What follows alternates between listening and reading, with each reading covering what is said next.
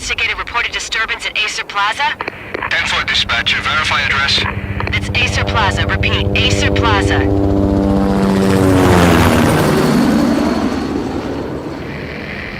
Shots fired on the rooftop. An assault in progress at Acer Plaza. Repeat, an assault in progress.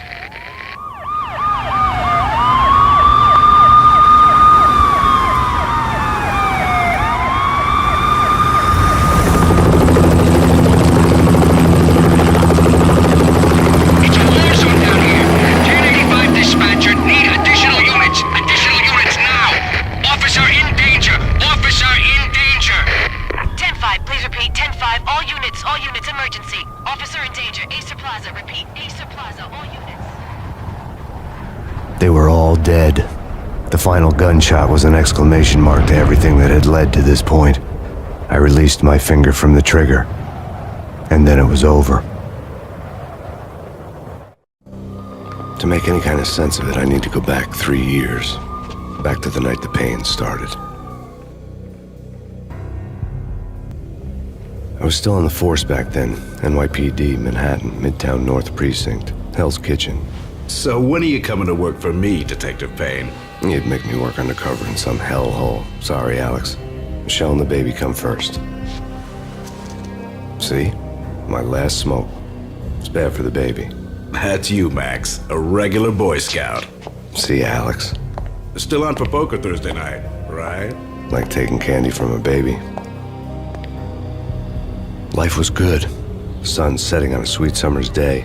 Smell of freshly mowed lawns. Sounds of children playing. A house across the river on the Jersey side. Beautiful wife and a baby girl. The American dream come true. Honey, I'm home. But dreams have a nasty habit of going bad when you're not looking. The sun went down with practiced bravado. Twilight crawled across the sky, laden with foreboding.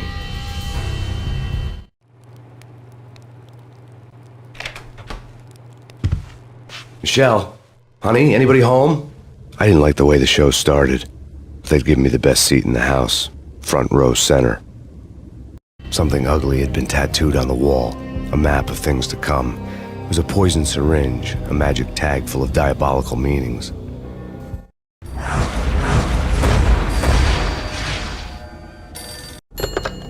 Listen, someone's broken into my house. Call 911. Is this the Payne residence? Yes, someone's broken into my house. They're still here. You have to... Good. I'm afraid I cannot help you. Who is this? Hello?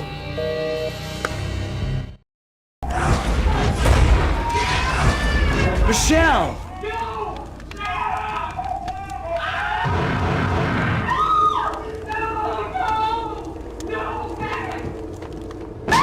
Michelle! Freeze! NYPD, drop it! Coming!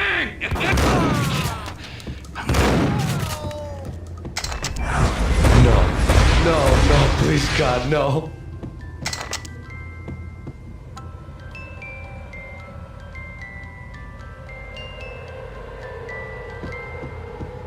The flesh of fallen angels!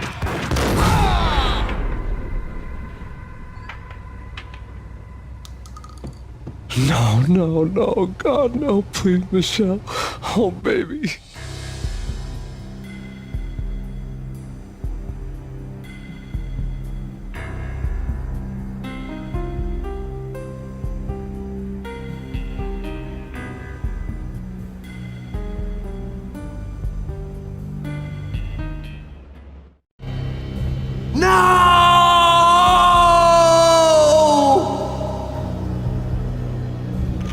That was 3 years ago. Everything ripped apart in a New York minute. The killer junkies had been high on a previously unknown designer drug, Valkyr, V. After the funeral, I told Alex I'd be transferring to the DEA. It took us 3 long years to get a break in the Valkyr case. Then, finally, 2 months ago, a dime dropper tipped us off that Jack Lupino, a mob boss in the Punchinello crime family, was trafficking. I went undercover, infiltrated the worst mafia family in New York. I came in from the cold and the dark. Outside, the city was a cruel monster. I've been slowly working my way from the small time to the big fish, trying to get to the source of the drug. Alex and BB were my only contacts in the DEA, the only ones in this decrepit city who knew I was down here. BB here. Something urgent has come up with Jack Lupino. You need to meet with Alex immediately at the Roscoe Street station. I hadn't had a face-to-face with Alex since I'd gone undercover. Outside, the mercury was falling fast. It was colder than the devil's heart, raining ice pitchforks as if the heavens were ready to fall.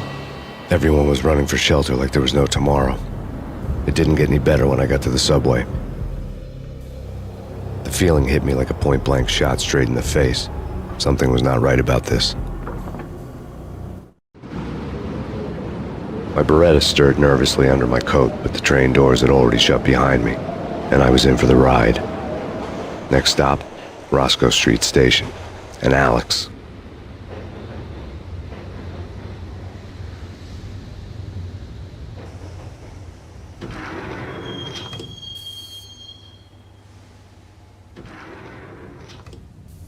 The station was drenched in gloom. Alex was a ghost, nowhere to be seen. I'd have to look for him.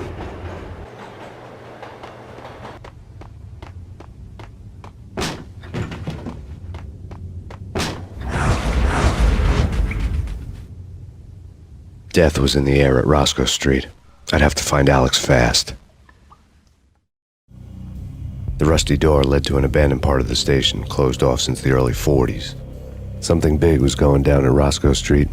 Maybe that's why Alex had wanted to meet me here. Maybe not. One way or the other, I was going to find out. We come to you now live from the crime scene. Who is this? Right back at you. This is Deputy Chief Jim Bravura from the NYPD. You are to cease your criminal activities and surrender immediately. Sure thing, Jim. Me and the boys have been talking and everyone's real sorry. They'll never do it again. Who the hell is this? Being placed at the scene of a bank robbery wouldn't have tipped the odds in my favor. The bank robbers have been after Acer Corporation bonds. The Acer success story had recently been on every channel and on the cover of every magazine.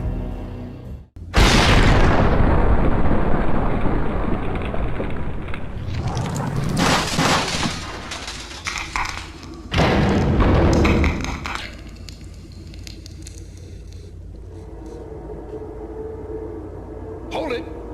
Max, Jesus, you almost gave me a heart attack. I nearly shot you. Alex, am I glad to see you. What the hell's going on? There are more corpses here than at the city morgue. It's an armed robbery, a tunnel job straight to the Roscoe Bank vault through the old station wall. Is this why? This is Lupino's gig? This is Lupino's doing? Lupino's men? Really? You sure know how to pick a place? Can you get through? No, it's locked. We gotta get out of here. If it's Lupino, it's... Alex? Alex! There was nothing I could do. He was dead. I could tell by the empty, accusing stare of his eyes. Alex had kept me relatively sane for the past 3 years. Now I didn't know how I felt. Somehow he had stumbled upon something big and ended up stepping on Jack Lupino's toes. Lupino ran his racket of sex, drugs, and contract killings from a sleazy hotel in a slum block of tenements. The NYPD was closing in. I could hear the sirens. Their wail was a crescendo. Lupino thought he could get us by taking Alex out and leaving me to take the fall for it. All he had gotten was my attention. I went for the hotel first. It was a sad old thing with flickering lamps and faded colors, cheap mobster punks and tired-eyed prostitutes. I walked straight in, playing at Bogart, like I'd done 100 times before. The place was run by a couple of murdering mobsters with shark smiles. The Finito brothers. Ladies and gentlemen, it's the Payne in the butt. Payne to the max. You're killing me. Did you make that up yourselves, or you get some wino downstairs to come up with it? Don't answer that. A rhetorical question. I got something for the boss. Lupino around? That kind of depends on who's asking. A friend or a junk squad plan. But don't answer. It's one of them, how do you put it, rhetorical questions. Lupino ain't here, but he says bye. Lupino wasn't in his cheap hotel. Instead, I ran into the Finito brothers. My cover had been blown. The door slammed shut behind me, and then I was dodging bullets like raindrops. Ah, Payne to the max. Junk squad Payne. Gotta take it to Marble City for you.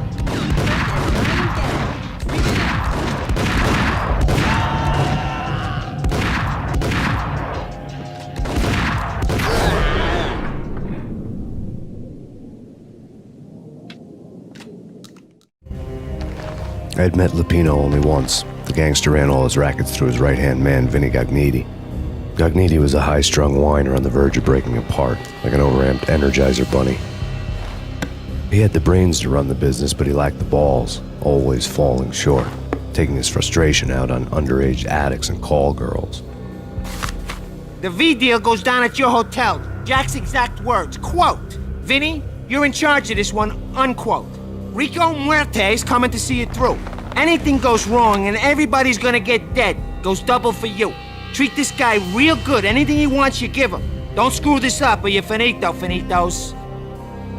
A V deal meant added security, locked doors, and lots of nervous thugs with itchy trigger fingers. I'd seen nothing coming in, but that didn't mean it hadn't been there. Rico Muerte was a regular Kaiser Soze, a spook story told to keep the apes in line. 313. The Finitos had scribbled Muerte's room number on the note's margin.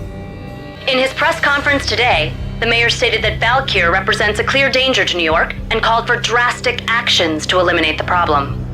On today's top story, the Valkyr crisis worsens with the murder of DEA Special Agent Alex Balder.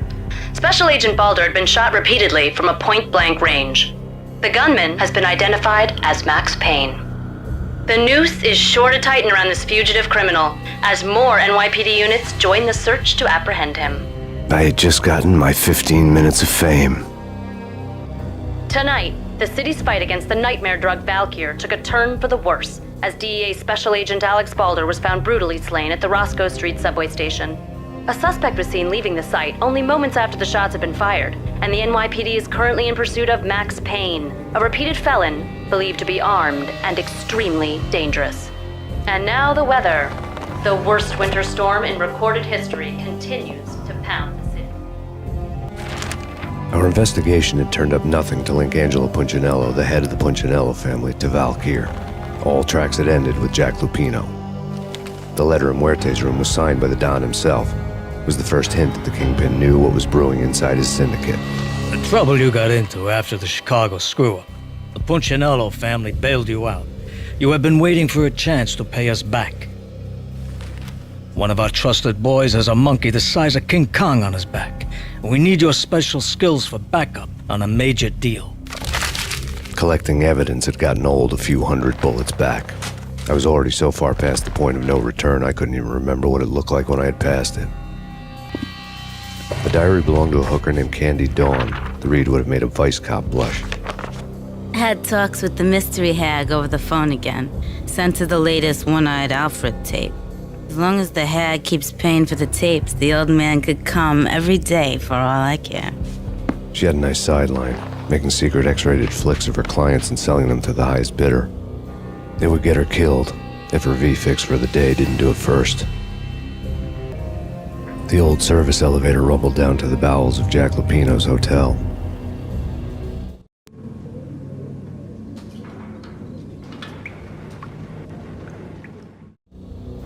A winter storm warning is in effect in the whole tri-state area, as both freezing rain and heavy snowfall continue.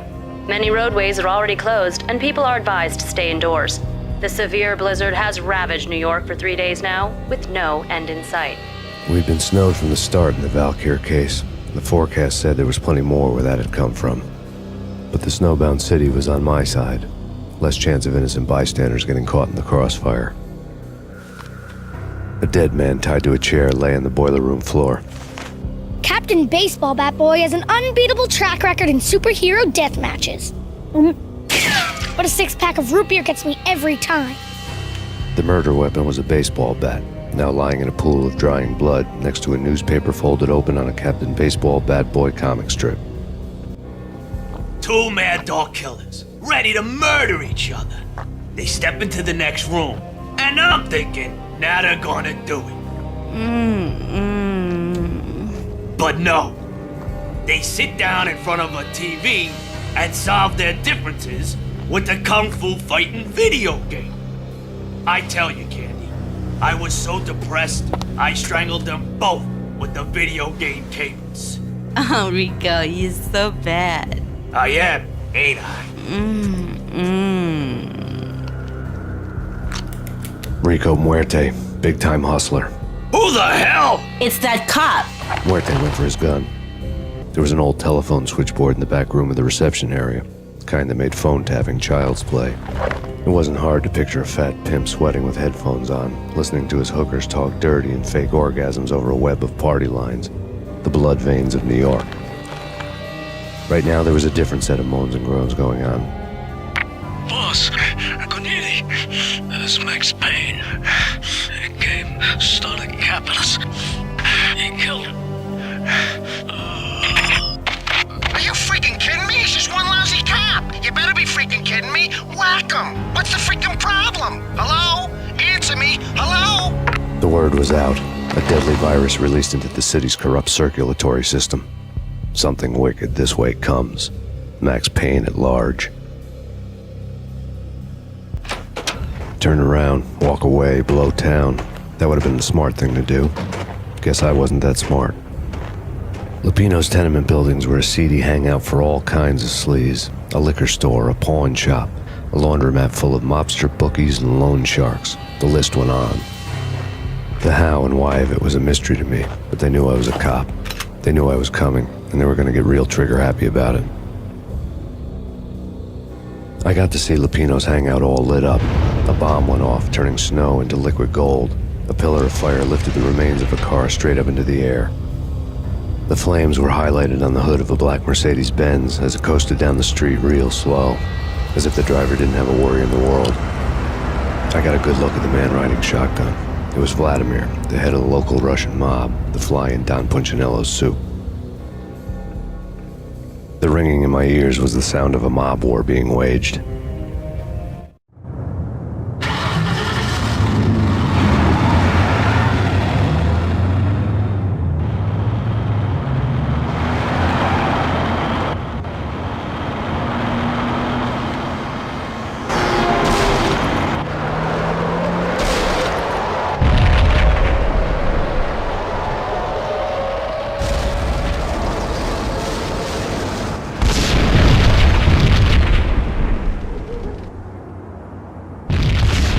Another bomb exploded inside the closest slum building. It was a lucky break.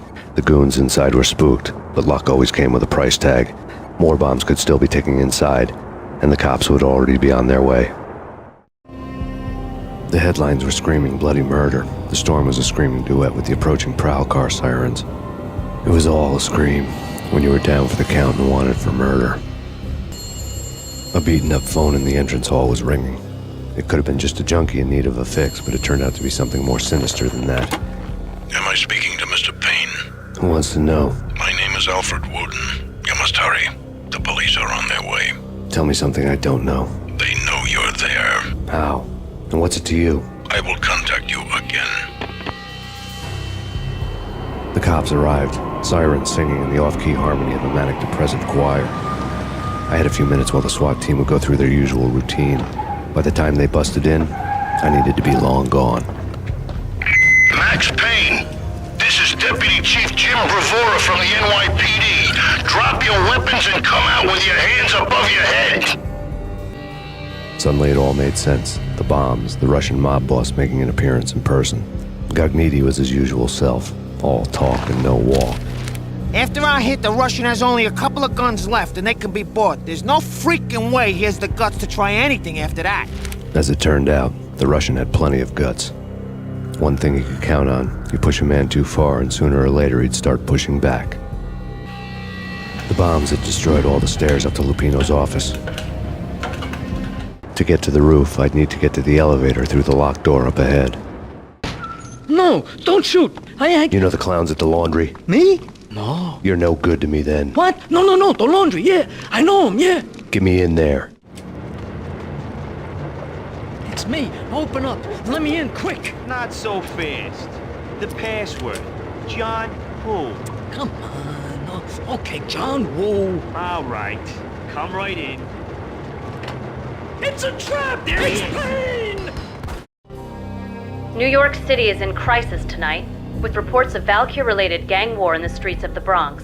Apparently, Max Payne, wanted for questioning in connection with the slaying of a DEA special agent earlier tonight, is waging a one-man war against his former partners in crime. Among the listed casualties so far are notorious mafia members Joey and Virgilio Finito, as well as Rico Muerte, himself a fugitive from the law, and a suspect for several murders in the Chicago area. The NYPD has been placed on full alert. A citywide APB has been put out on Max Payne. Deputy Chief Jim Bravura has promised to take whatever steps necessary to bring him to justice. What those steps may be remains to be seen. For NYCNN TV News, this is Kira Silver.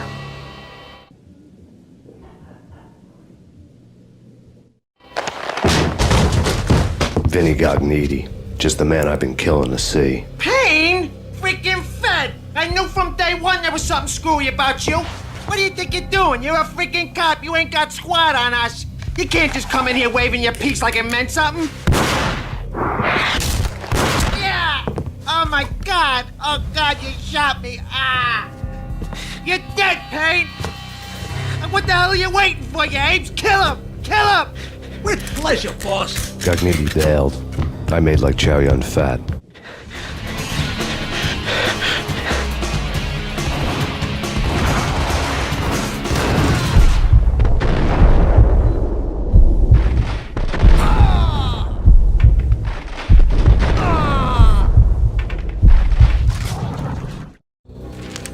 The letter was addressed to Don Punchinello, but Vinny had never had the nerve to finish it.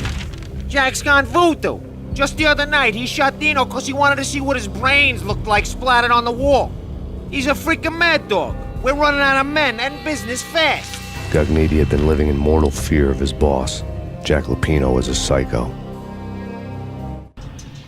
Vinny Gognitti was running scared. He could run, but with a bullet in his stomach like a broken bottle of Tabasco, he was quickly running out of time.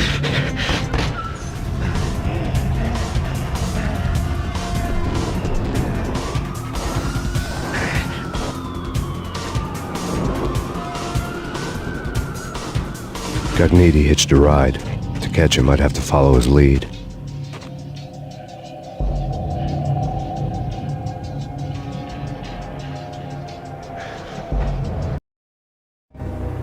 This was my second train ride of the night. The way it started didn't promise anything better than the last one. Freezing wind tearing at my face like sandpaper and razors, ice hard and slick under my hands and feet. Somewhere in the background, the wail of sirens, the city howling after me. New York sped by in fast forward. Dark rooftop water towers and a dead forest of antennas and chimneys, all a blur. When the train he was riding slowed down, Gognitti made his move.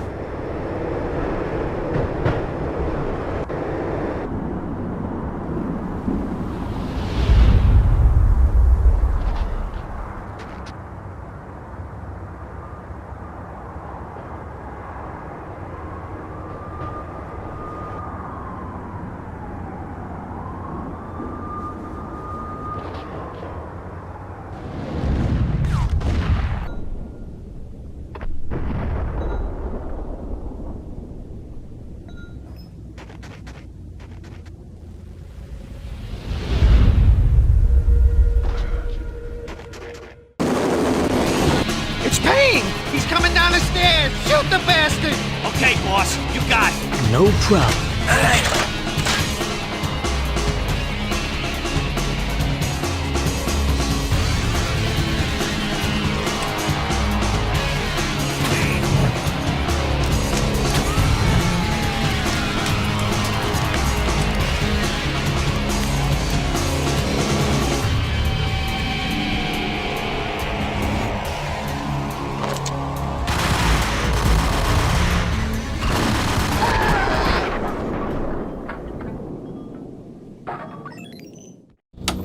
Max Payne has nowhere left to go. We are very close to capturing him. You'll get a full statement then. Right now, I've got better things to do, ma'am. That was Deputy Chief Jim Bravura from the NYPD with no further comment at this time. Apart from his suspicious food habits, I figured Bravura to be one of the good guys. Fate had just dropped us on different sides in this. But when it came to capturing me, he was way out of his league. I had already ditched the cops a couple of rooftops back. For now.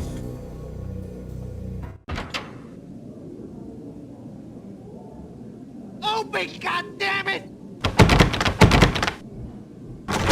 Payne! I'll kill you, you lousy freaking...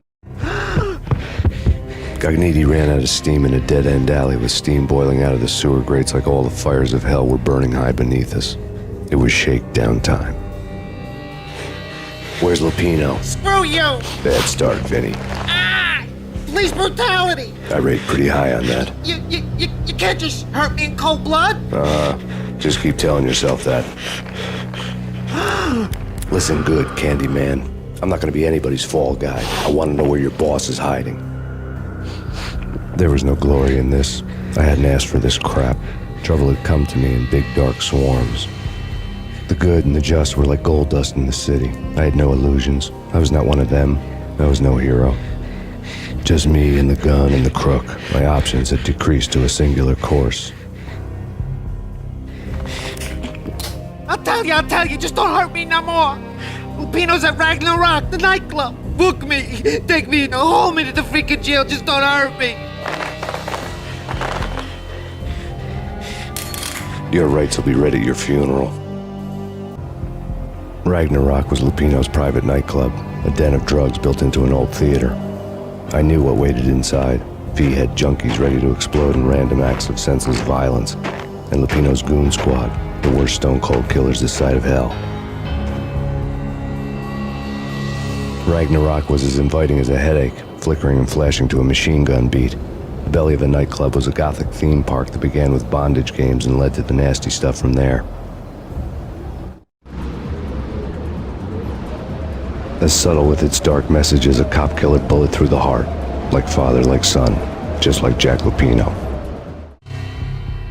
Given the setting, I was surprised to find that somebody had been passing time reading. The paperback was entitled, The Age of Murder and Storm. The blurb on the back mentioned Norse mythos and Ragnarok, the end of a Viking world with a terrible winter that covered the earth in ice, when vile crimes were rampant and all humanity lost. I could see how somebody impressionable might get it into their head that we were at the end of time. I was also beginning to see what the nightclub and its owner were all about. The room was stacked with light reading, such as Necronomicon, Witchcraft, and Paradise Lost. Old exotic titles like Malleus Maleficarum and De Umbrarum Reini Novum Portus. Books with pentagrams on their covers, all dealing with the occult and the infernal, lying between stacks of horror videos and a couple of Ouija boards.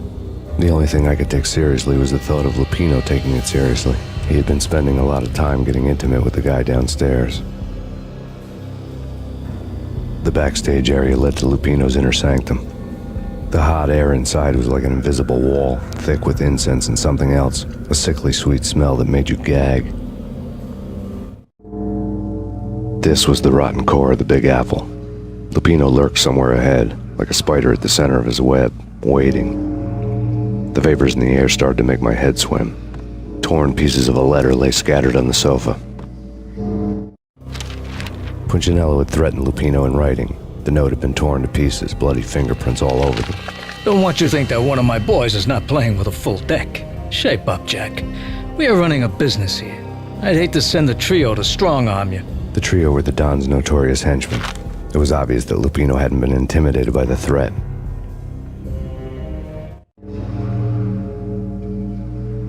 Lupino's notes covered the table. Jack Lupino was crazy, all right. The table was scattered with notes of demented arcane nonsense written in rusty blood, a mishmash list of demons, devils, and dark gods evoked. Beelzebub, Asmodeus, Baphomet, Lucifer, Loki, Cthulhu, Lilith, Hela, blood given to you all.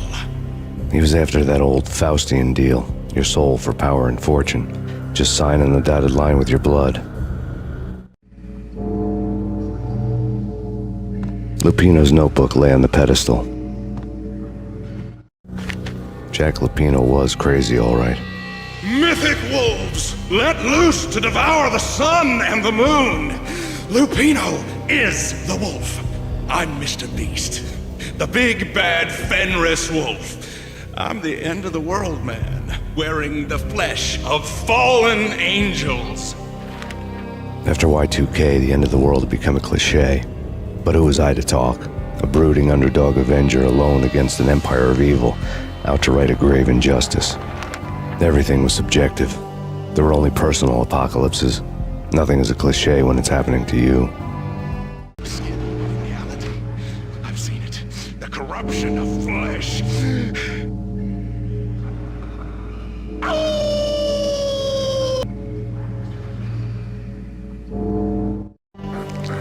I had known there'd have to be a catch in it somewhere, and this one was the Empire State Building of catches.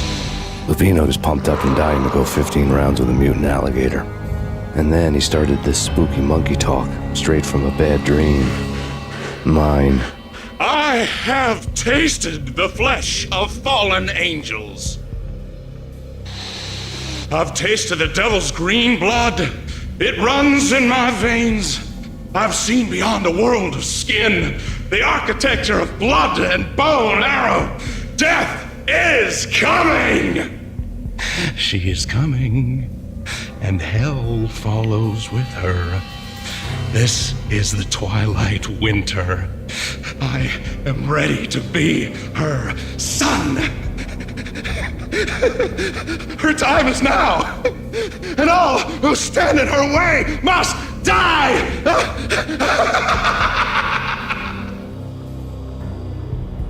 Die! You'll die! You'll die! Now! When Lupino finally went down, I wanted to make real sure he'd stay that way. V was a bad monster. Turned them into friggin' zombie demons from outer space. I think he's dead already. Huh? And that's when it happened. But dead or not, you've got the wrong guy. In stepped this knockout femme fatale holding a gun to my face. I returned the favor. Lisa Punchinello. Lisa Punchinello was the Don's wife. Mona Sachs. Lisa's evil twin. Your safety's off, evil twin. You might hurt someone with that gun of yours. Lisa's the damsel in distress. I'm the professional. I'd blow you away without batting an eye. Sure, and you can check out my credentials splattered all over this joint. Jack couldn't have framed you. Not the state he was in. We're after the same slime bag. Angelo Punchinello's the one who murdered your friend and framed you with it. You know this for a fact. I've got my sources. I don't have a clue these days. I just shoot them as they come. Who put a contract on the Archfiend? This one's mine. I hate the guts of that sadistic wife-beater. Why not pool our bullets for this one? I thought you'd never ask. My finger was starting to twitch. How do you like your whiskey? I'm easy, as long as you don't try to slip me a Mickey. You're a real angel, Max. It was good stuff. Tasted sweet as honey going down. Nothing personal. Can't risk you going berserk and getting Lisa killed.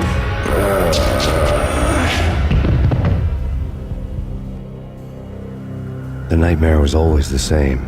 Violent shapes moving in darkness, old and ugly. The killer's mad laughter was a riddle filled with wicked innuendo.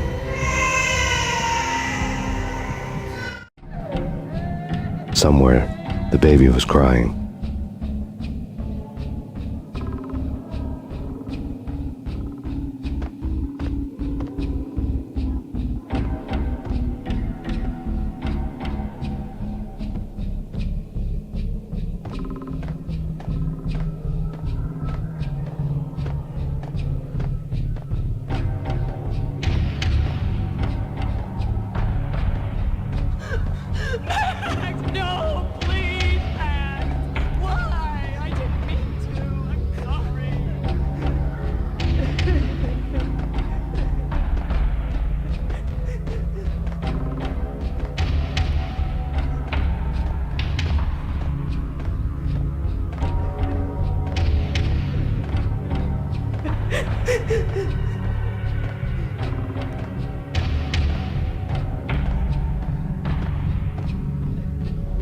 Should have known it when we found you snoring next to Lupino's corpse.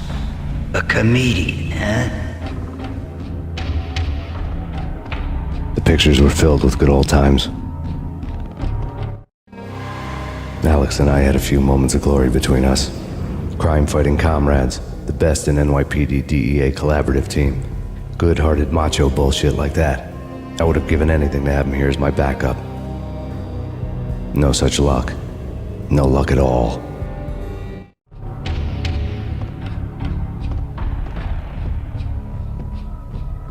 Michelle looked at me from the photo. The Payne family. Happiness captured in a Polaroid moment. I had thought it would last forever, till death do us part. I didn't want to think about it. As long as I didn't, it could never happen. But I had broken my own rule. The thought had already slipped in. Fear was rusty needles poking at my brain. Cold and scaly, it slithered down my chest.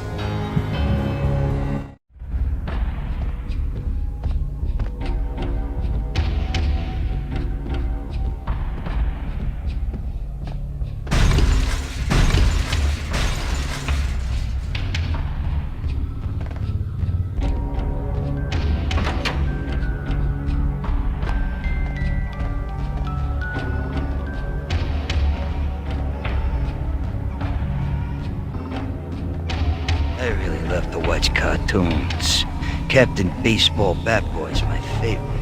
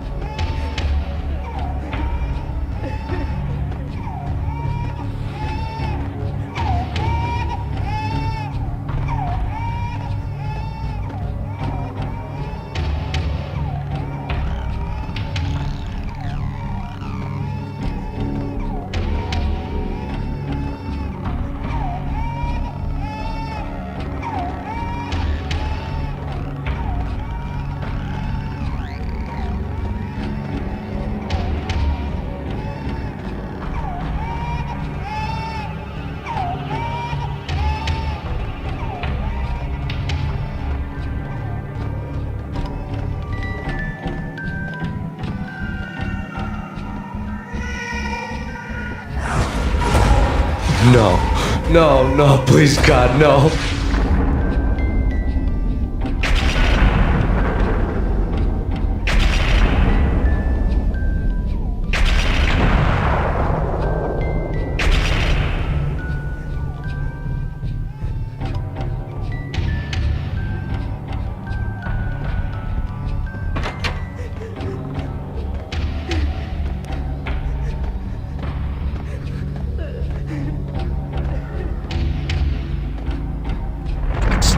Dice them, shoot them full of holes, blow them to bits, vaporize them, disintegrate them. No matter what you do, they'll still be back, good as new. Michelle's diary lay on the table. Michelle was working part-time in the district attorney's office. Her diary was open on today's entry, her handwriting all pretty curves. An army dossier found its way to my desk yesterday. Valhalla? Isn't that a Norse myth? Something about Vikings? I tried to tell Max about it, but he was busy, that cute frown on his brow. Guess it's nothing, just a mix-up at the courier service. From now on, I would always find time for her. It was a hollow promise. Too little, too late.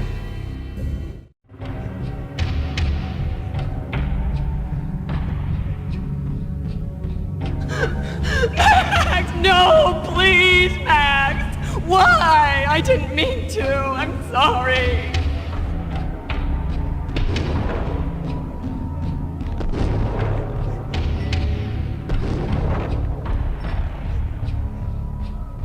Murderer! You killed her! Nothing like that ever happens in the real world.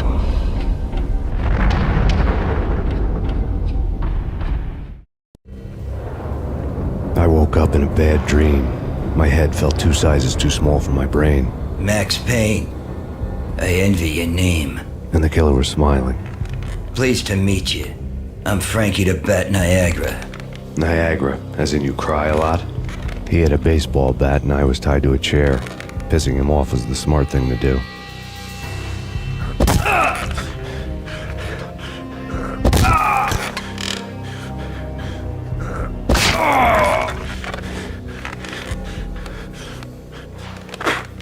Nothing wrong with a little laugh now and then. Take me, for example. I love to watch cartoons. Cartoon violence is a fascinating thing. Let's take a break. I need to take a leak and maybe grab a cold one at the bar. Don't worry. I'll be back to finish this off. And then, it's checkout time. You play, you pay, you bastard.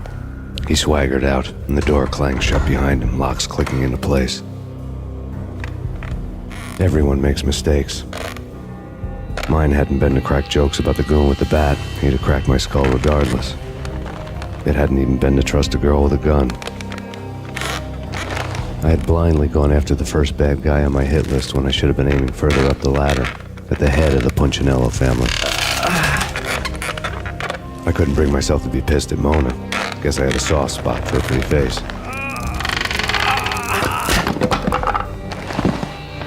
But when somebody decides to play baseball with your head, you tend to get sore. They had dragged me back to the basement of Lupino's hotel. I was beaten, bruised, and blue. I felt like the chair I had broken to get free.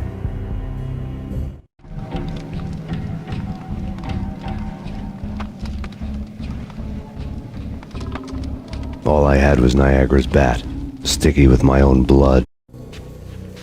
The men in blue had come and gone. They had decorated the place with chalk outlines and tied it together with yellow tape. The cops who had stayed behind were dead. Frankie, his boys, and I had the place all for ourselves. Forget about it. Just forget about it. Hey, just forget about it. That crazy witch, you should have heard her. She was a real scream when the boys caught her trying to cap the Don. Oh, that's friggin' bad. To the trio? That's even worse than what Frankie's doing to that poor bastard downstairs. She's gonna take a long time to die.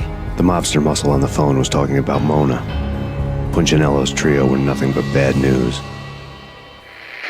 The fact remains that all the victims so far identified in the Ragnarok shooting have been known criminals, many of whom had large doses of V in their blood. Reliable sources say that Max Payne was also among those killed, although no body has been recovered at this time. Reliable sources. That meant somebody thought the Mafia had me, didn't want the cops snooping around anymore. The body would be delivered to them barely recognizable. Case closed. Don Punchinello had the power to be that reliable source, which was no news. But his news was old news. Framing me hadn't been enough. Don Punchinello had put a hit on me. He wanted me dead, and it had been important enough for him to give written instructions to Frankie about it. Max Payne should die like a dog for the trouble he's caused. Frankie, I know I can trust you to give this matter the dedication it needs. The hotel bar was fast developing quite a history. True to his words, Frankie was there, having a beer. Jesus Christ. How the hell did you get loose? Got bored waiting. Thought, what the hell, we could just as well finish this here.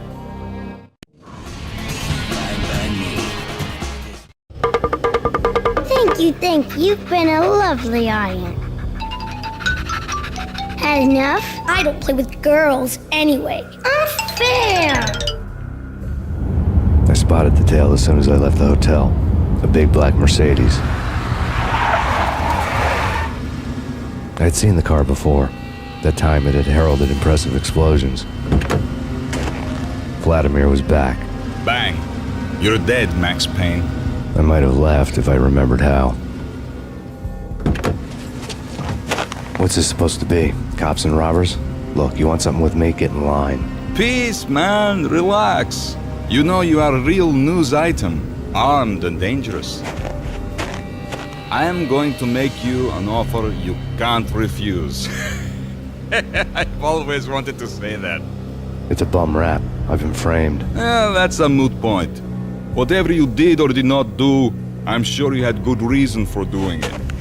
Want to hear me out? I'm listening. Punchinello messing with V is bad for business all around. But that's not all.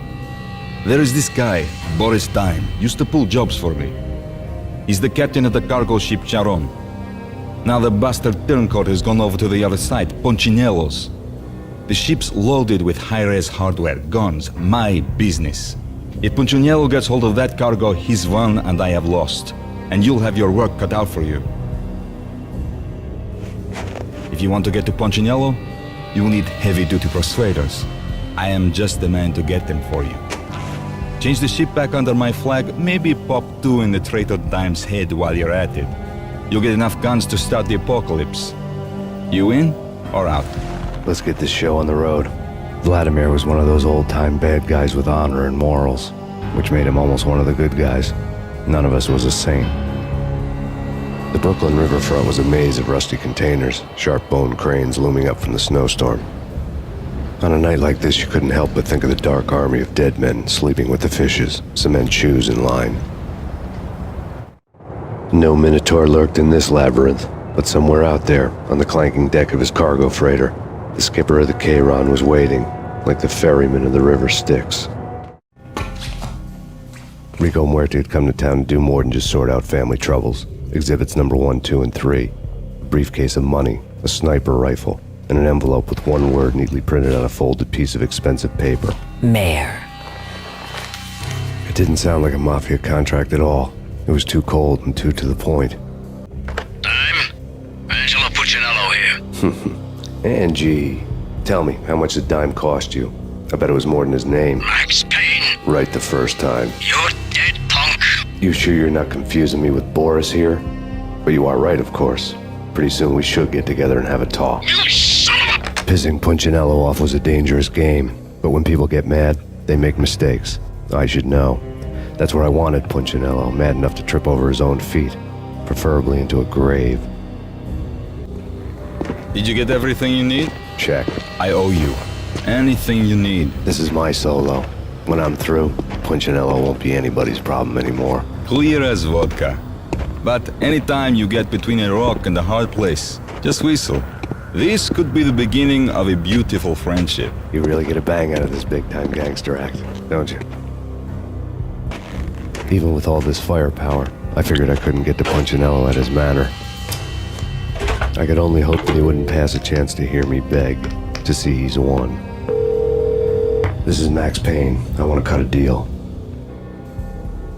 Payne, you're a dead man. That's what everybody keeps telling me. I got your ship and her cargo. I want to meet. No pain, no gain. Capiche? You know my restaurant? Yeah, I know it. 1 hour. Punchinello's restaurant had seen better days. Snow was falling like ashes from post-apocalyptic skies, but that was outside. Things would soon get hot in the Don's restaurant. I knew it was a long shot, Angelo Punchinello actually showing up, but there was no crime in hoping. Vlad had seen my smoke signals. The Mercedes was revving to go, almost drowning out the banshee wail of the sirens. You coming? We'll drop you off at the Punchinello Manor. Sounds good to me. When this is over, look me up. I could use a professional like you. I'll keep that in mind. The night groaned with cold. The garden lights flickered nervously. In their light, the falling snow was dead white before the darkness ate it up. I had heard the stories. The trio were mad dogs. They'd have hung the heads of their enemies over the manor gates if the capo had only let them. Punchinello wanted pain. He'd see the pain. The trick in my situation was that there was no trick, no matter what the movies tell you. No rules, no secret mantra, no roadmap. It wasn't about how smart or how good you were. It was chaos and luck, and anyone who thought different was a fool. All you could do was to hang on madly, as long and as hard as you could. Someone had graciously left the back door open for me and killed the guards. My money was on Mona. I knew the trio would be standing between me and Punchinello. I had read their rap sheets, thick as phone books. No one would be walking out of here alive. The numbing cold of the broken night had followed me in. Upstairs, the trio tangoed down the manor halls to the silent rhythm of their murderous hearts, the blood of their victims rust on their lips. Vince Mugnano, Pilot Providence, a.k.a. Big Brother, and Joe Deadpan Salem. The pistol was a frozen lump in my hand, piercing the skin, gnawing me to the bone. Someone hadn't enjoyed the Don's hospitality. Someone with a flair for the dramatic. Someone who had let herself out of a locked cell and past a couple of armed guards. My thoughts were on Mona again. I could only hope she was a good enough gambler to walk away while she was still winning. before she'd run into the trio. The word on Lisa Punchinello was that she was a bit of a witch. The tarot cards on the kitchen table fit the picture. They weren't my kind of cards, but I was willing to take a crack at the hand Mrs. Punchinello had dealt. The first card was the tower. Maybe that was supposed to be the manor. It got easy after that. The devil was the master of the house, and death was me, coming for him. You're a real angel, Max. I couldn't tell whether it was Mona or her sister. The body was a mess. The sick bastard had really gotten a kick out of it. Seeing her lying there got me thinking about another woman's body on another bed. Got me thinking about a fallen cradle. Max Payne. Talk to me. Alfred Woden. You've got company. An armed helicopter just landed on the manor grounds. You must hurry. The more the merrier. Outside my door. Hurry. He's coming for me. You gotta hurry. Please. I could hear Punchinello on the phone begging for help. He should have been saying his goodbyes. Punchinello was a pushover. The moment I stepped into the room, he folded like a deuce before a royal flush. No, wait. I was just doing what I was told. I couldn't refuse. She's someone high up. Government, maybe. I don't know. He was trying to buy more sand for his hourglass. I wasn't selling any.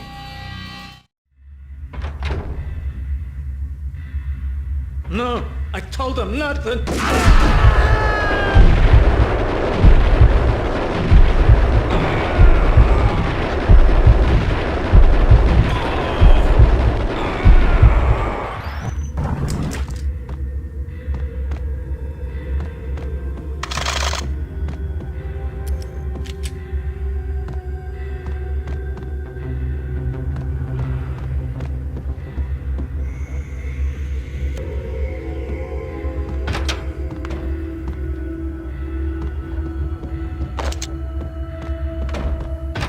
Drop it. Don't move. Game over, Max Payne. I could tell when I was outgunned. It was time to take another beating. The mystery witch was a real barracuda. Trouble on dagger heels, a smoking assault rifle in her hand, and an army of killer suits behind her. How sweet. I get to kill two birds with one stone. Sooner or later, it was going to catch up with you. Mr. Payne, it's time to show you the benefits of my brew. Be a good boy now. You'd find that Lady Luck was really a hooker. You were fresh out of cash. Gentlemen, we're done here. Take me to Cold Steel. She had just given me an OD of Valkyr. I could feel green fire eating my brains. They turned to steam. They did a fade on me. I'd never had a chance. The witch had got me just as sure as if she put a gun to my head and pulled the trigger. The shadows rushed me, bruised mugshot faces hungry for revenge. They knew my weak spots and closed in for the kill. The floor turned into a vortex of green blood. I fell. The flesh of fallen angels.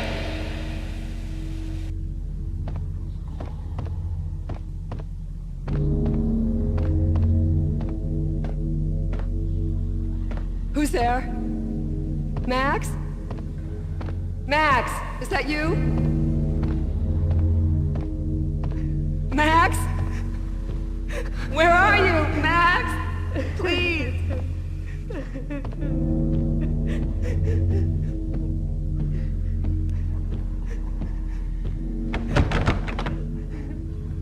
No, please, Max, no. I'm sorry. Please don't, Max, no. Please.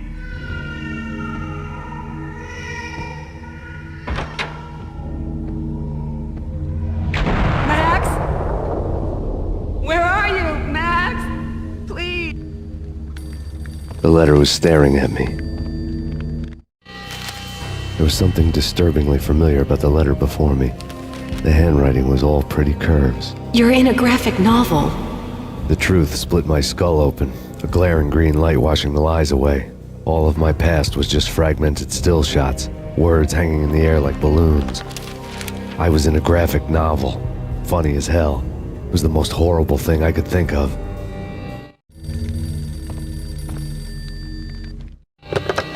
Bartender is shiny stuff and dreams are made of stooped necromancers. He sings like a banana wrist, having strayed too close to the constellations on their shaved skulls. It was a bad line in a prank call. Someone spouting insane babble. I couldn't make sense of it.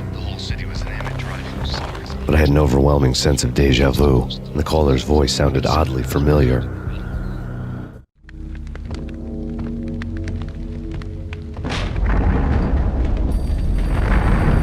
The weird piece of paper looked dangerous. There was something disturbingly familiar about the letter before me. The handwriting was all pretty curves. You're in a computer game, Max. The truth was a burning green crack through my brain, weapon statistics hanging in the air, glimpsed out of the corner of my eye, endless repetition of the act of shooting, time slowing down to show off my moves, the paranoid feel of someone controlling my every step. I was in a computer game. Funny as hell, it was the most horrible thing I could think of.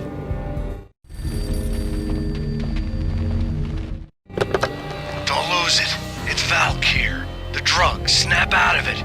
Try to remember. It was a bad line in a prank call, someone spouting insane babble. I couldn't make sense of it. But I had an overwhelming sense of deja vu, and the caller's voice sounded oddly familiar.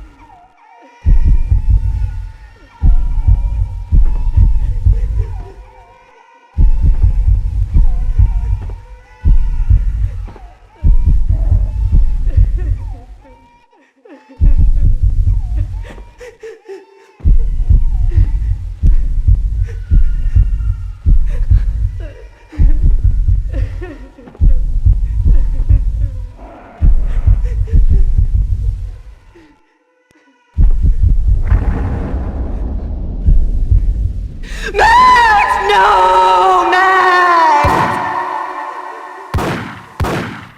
Murderer! You killed her!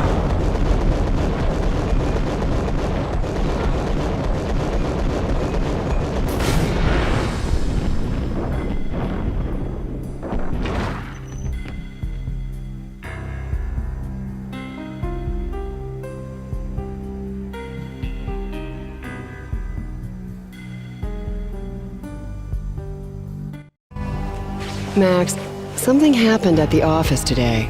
A strange memo. Something about Vikings. Honey, I gotta run. You can tell me all about it this evening. Have a nice day, darling. The bullet holes were rubies on her chest, blood glowing on her ivory skin. She was so beautiful. The killer was smiling. The flesh of fallen angels. Slowly, the green nightmare faded, leaving dark stains on my soul that would never come off. I felt like flatlining. I was all shook up. I woke up in a cold sweat, sick and tired to the bone, lying in a puddle of my own puke. The hag had said take me to Cold Steel before it had all gone crazy. It was a clue, the only one I had.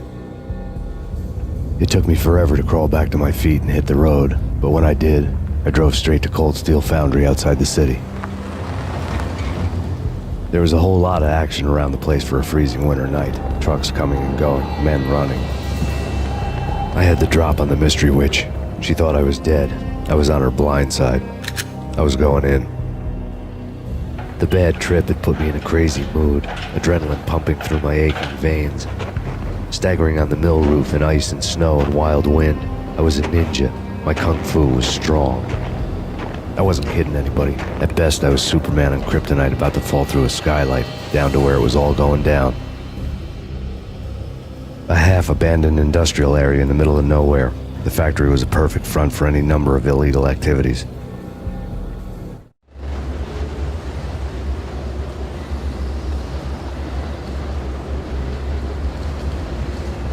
In the belly of the plant, molten metal boiled and bubbled like a witch's brew.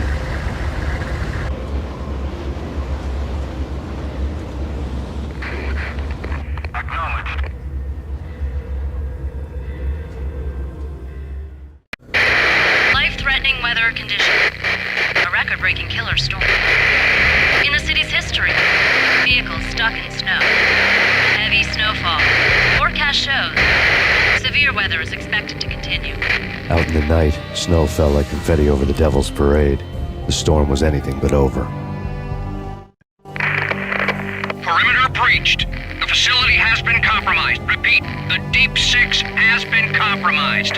Initiate Operation Deadeyes. The walkie-talkie military lingo could mean only one thing. They were getting ready to destroy the evidence and vanish into the night. I was so close. The hidden truths were just around the corner. The mercenaries were running a tight operation, paperwork and all. Merchandise missing again. A chemist had tried to smuggle it out for his own private party. Locked him up in cell B7 in D6's old test facility to wait for proper processing. I was close enough to hear the secrets, just beyond the next doorway. Processing diagrams filled the control room screens, all but one. An elevator titled D6 on one of the screens, somewhere onwards, past rows of ovens, in the core of the plant.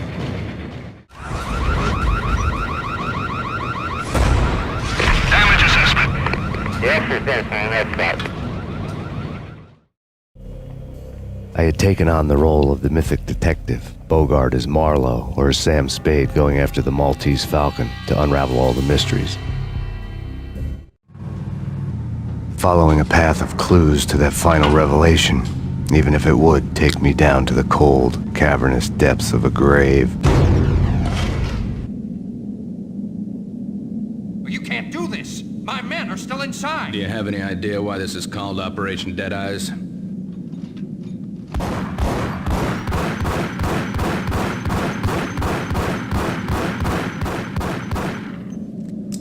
I think he's dead already. Let's do it.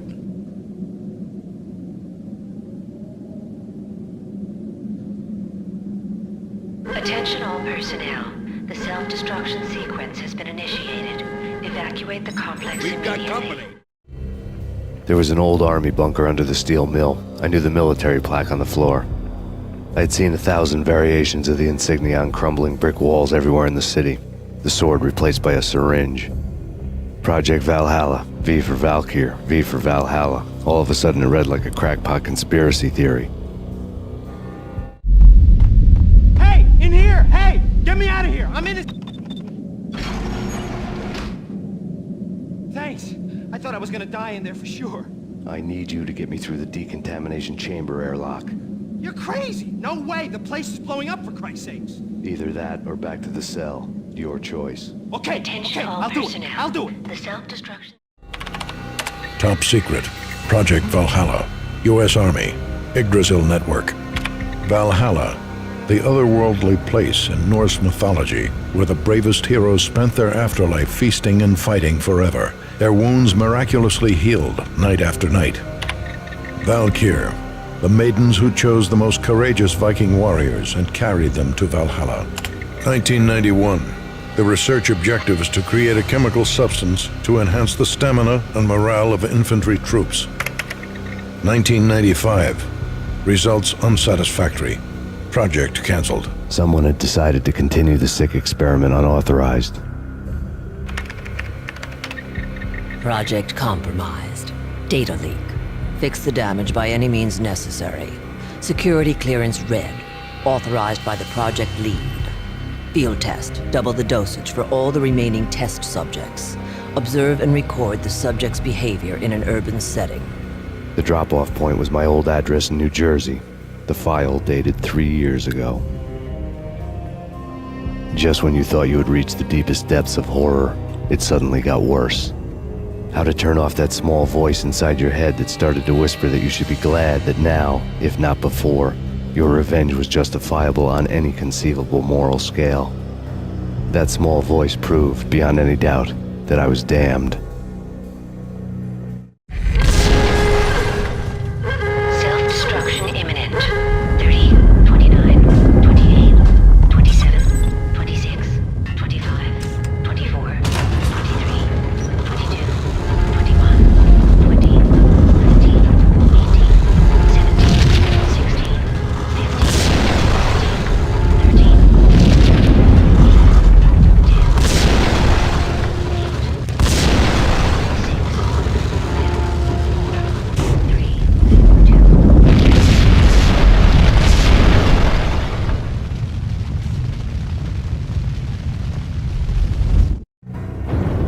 Piece together a jigsaw, and the final picture is you finishing that same puzzle. A mad, green-eyed killer standing behind you. An urban legend come true. The Project Valhalla test subjects had been the mad junkies who had murdered my loved ones. The rest was simple body count math. It all pointed to her. Ms. Valkyr. The factory went up in a fiery inferno behind me. All my leads were dead, turned to smoke and dust. I had lost my way. I hadn't slept in a million years. I felt thin as death. I've been living on an endless supply of week-old donuts. They were fuel for this crazy furnace inside my head. I couldn't remember when I had last seen the sun. I was on a permanent graveyard shift. When the darkness fell, New York City became something else, any old Sinatra song notwithstanding. Bad things happened in the night, on the streets of that other city. Noir York City. I was in an all-night diner, downing cup after cup of coffee that tasted like engine oil, when a new message from BB got me back on the killer track. What the hell happened at Roscoe Street? Maxie, I'm going out on a limb here. We need to talk this through, come up with a plan. 2:30 a.m., the Choir Communications Garage. The more I thought about Alex's murder and the frame-up, the more it felt like an inside job. I should have seen it coming. BB had sold me out, and now he wanted to finish what he'd started. The garage was dead. BB showed up in his tailor-made suit, gold watch, and cufflinks to match, all way beyond a cop's pay. Maxie. Oozing suave charm, he was guilty as hell. What the hell does BB stand for anyway? Backstabbing bastard? Come on, don't be like that. Have a cigar. I don't smoke. Maxie, you have no idea how big this is. It's huge. You have no idea. I think I do. You're a bribe-taking bent cop who sold out his partner. Those mobsters in the subway were a dead giveaway. Hard to miss. Bet it was exactly like this with Alex. Up close and personal. You can't win this one, Max. No, but I can make damn sure none of you do either. BB turned out to be another cardboard cutout bad guy.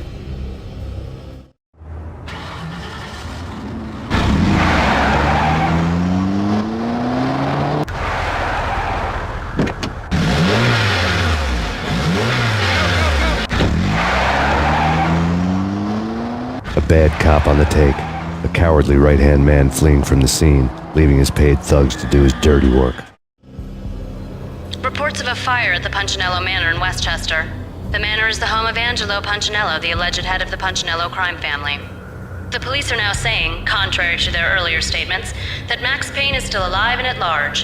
He continues his vendetta against the Mafia, of which this last act of arson is attributed to. I had no recollection of setting any fires, but I did remember the flames. Yeah. Max Payne? Whatever does it for you. This is Alfred Woden. I can give you the name of your enemy. Come to the Asgard building presently. We are expecting you. Woden was waiting for me on the steps of the old building. Mr. Payne, let's go inside. The others are anxious to begin. The others? Despite the general misconception, this building actually predates the City Hall by 2 years, thus being the oldest municipal building still in use here at the foot of the Brooklyn Bridge. No kidding. The old man played tour guide as he led me through a dark, domed hall. The answers I was after loomed large ahead. Mr. Payne, I would like to introduce you to my colleagues in what we call the Inner Circle. You've been watching too much X-Files. You have seen the files on Project Valhalla.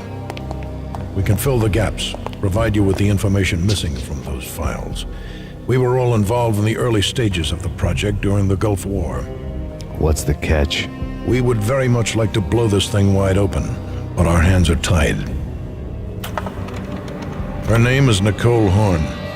She was the key figure in Project Valhalla. When the funding was discontinued, she simply refused to quit. She knew exactly what she had in her hands. Nicole Horn is the president of Acer Corporation. She has more than half the city in her pocket. This must be kept under wraps. If you try to go public with this, we will deny any knowledge. We need you to take her out. Afterwards, we can protect you. Make all the charges go away. That was the cue for the killer suits to kick in the doors and swarm inside.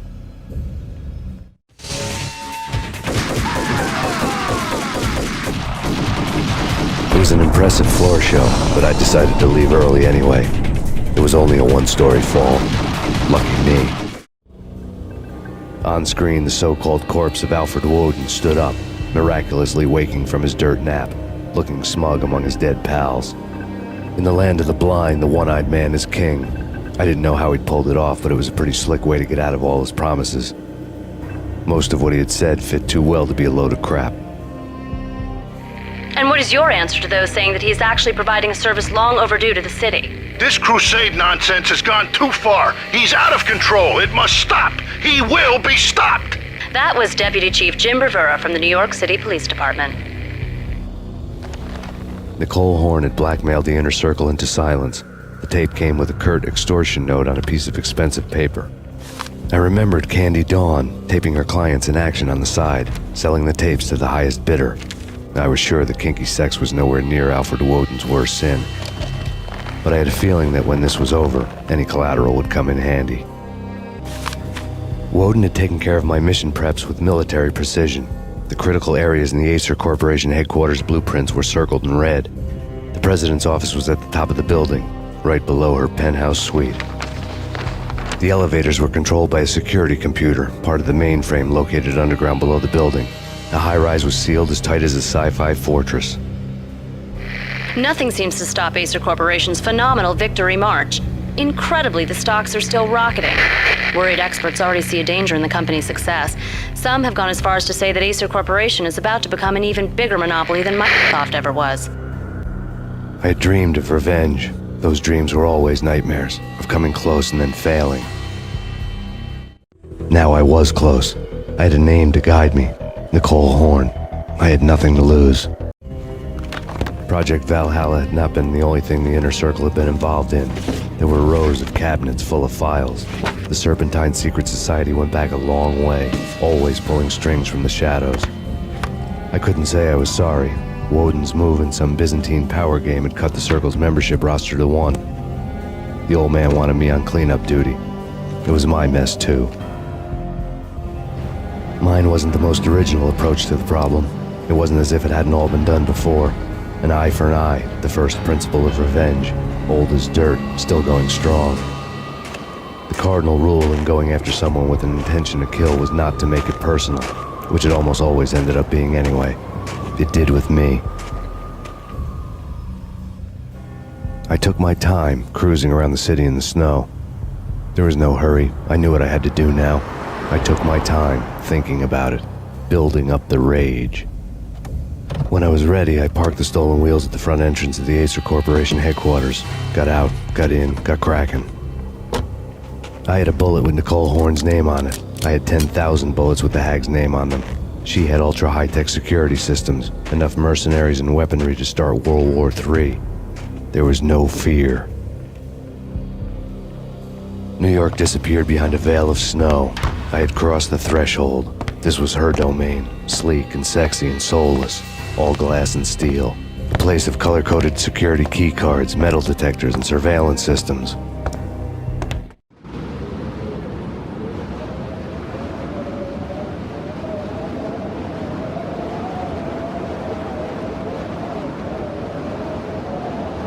Colder than a walk-in fridge. Cold as a gun.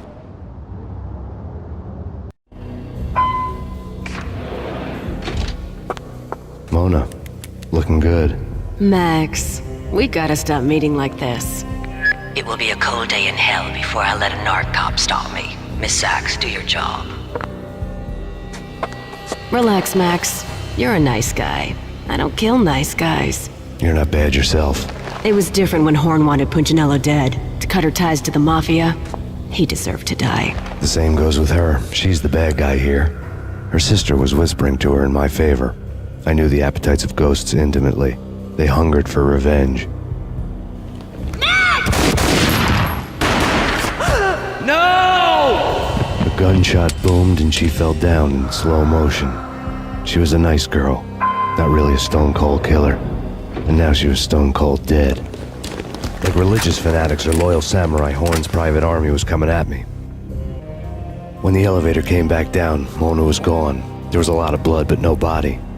Something clicked for the final time. My mind had never been so clear, as if somewhere high above the storm clouds were already gone, cold stars blazing from the black skies. Next to the printer was a neat stack of expensive paper. Hacking through Horn's computer would have unearthed files of criminal plans, strategies for world domination, spy helicopter reports, illegal wiretap recordings, internet porno, all of the above. Take your pick. I really didn't care anymore. I had seen too much of it already. Valkyr had been meant to be a white-winged maiden that would lift you to a warrior's heaven, but it turned out to be a one-way demon ride to hell. The devil was in the drug. I knew. I had met him.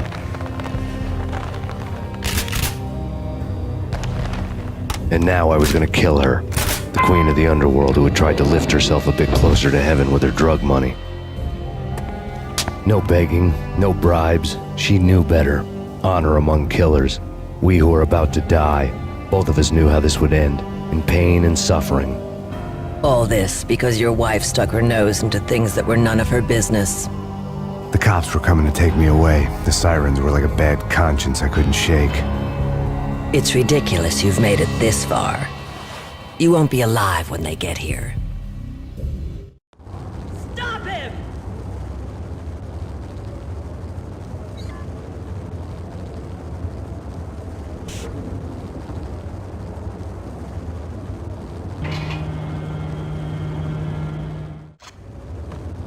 Max Payne, this is futile. A waste of time. The deaths of your wife and daughter were necessary. Inevitable. It is done. You cannot bring them back. Nothing you do will make it any better.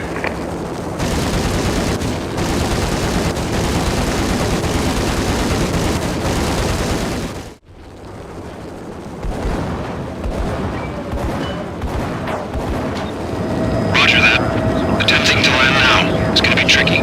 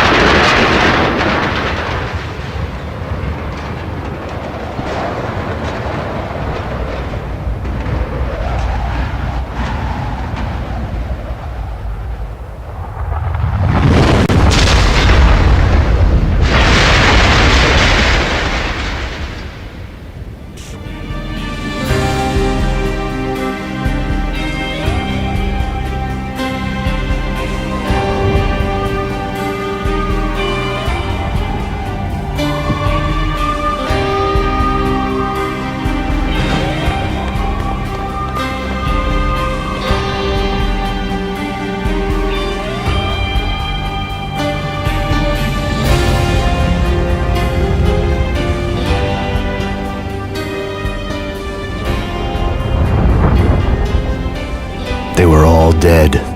The final gunshot was an exclamation mark to everything that had led to this point. I released my finger from the trigger. And then it was all over. The storm seemed to lose its frenzy. The ragged clouds gave way to the stars above.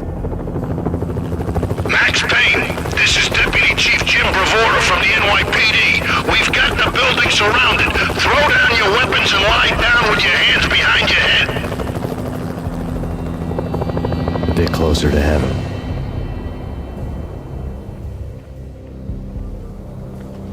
The cops' voices were distant and muted. Freeze! NYPD! Hold it right there! My ghosts released me from their haunting. Down below, New York City glittered like diamonds on black velvet. You gave us one hell of a ride. Take him down to Central Booking. You heard the man. Woden was there in the crowd, standing by the sidelines. It wouldn't be over till the man with the patch would say so. He'd say the right words. I knew he would. He'd better. Woden grinned smugly. It was the grin of a winner. That made two of us.